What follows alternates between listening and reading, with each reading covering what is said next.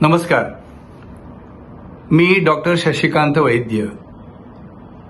Thalassemia हे नाव तुम्ही ऐकलेलं आहे आणि त्याच्याविषयी जास्त माहिती घेण्याची जिज्ञासा तुम्हाला आहे.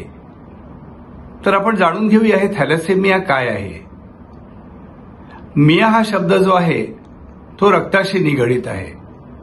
म्हणजे जसं की तुम्हाला माहिती आहे की अॅनिमिया आपण नेहमी वापरला जाणारा शब्द, किंवा ल्युकेमिया म्हणजे ब्लड कॅन्सर, तसाच एक थॅलेसेमिया.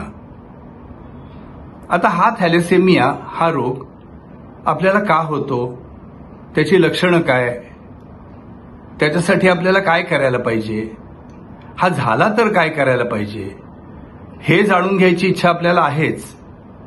पण तो होऊ नये याची काळजी काय घ्यावी हे मला वाटतं त्याच्यापेक्षाही जास्त महत्वाचं आहे.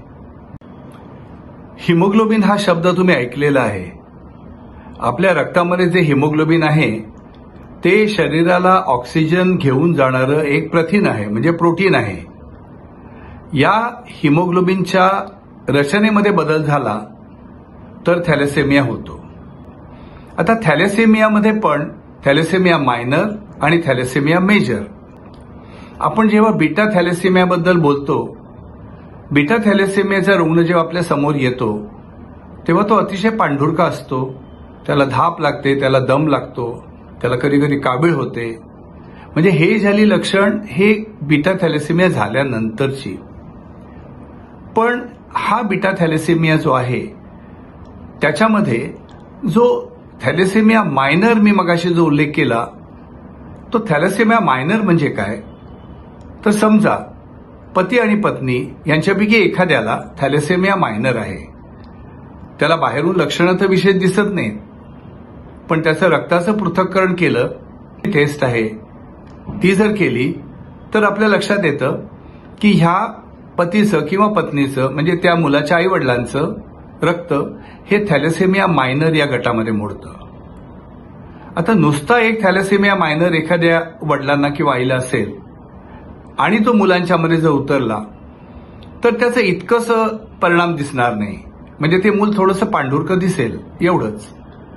पण जर हेच थॅलेसेमिया मायनर आईमध्ये आहे, वडिलांच्यामध्ये पण आहे, तर त्यांना होणारं जे बाळ आहे त्याला प्रत्येक वेळी प्रत्येक बाळाला 25% त्याला लक्षणंही थॅलेसेमिया मेजर होण्याची असतात. म्हणजे त्याला थॅलेसेमिया मेजर होऊ शकतो.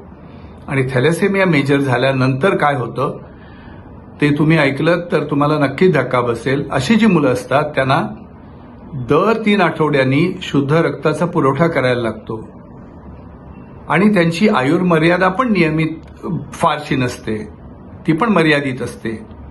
आणि हे सतत रक्त दिल्यामुळे होणारे जे धोके आहेत ते तर आणखीनच वाईट आहेत. तर असा थॅलेसेमिया न होणं याच्यासाठी आपण प्रतिबंधात्मक काय करू शकतो किंवा त्याचं निदान हे आधीच कसं करू शकतं याच्यासाठी आपण प्रयत्न केला पाहिजे. आपण लग्न ठरवताना ज्योतिषाकडनं कुंडली तपासतो, ते उभे आडवे चौकोन ते आपण अगदी बारकाईनं बघतो.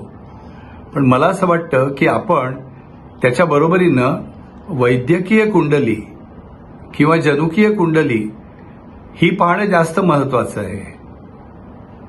अत्यंत समाधानाची गोष्ट म्हणजे आपल्या पार्ल्यामध्ये थॅलेसेमिया मुक्त विलेपार्ले हे अभियान डॉक्टर मेधा शेट्टे आणि त्यांच्या सहकार्यांनी सुरू केलेलं आहे.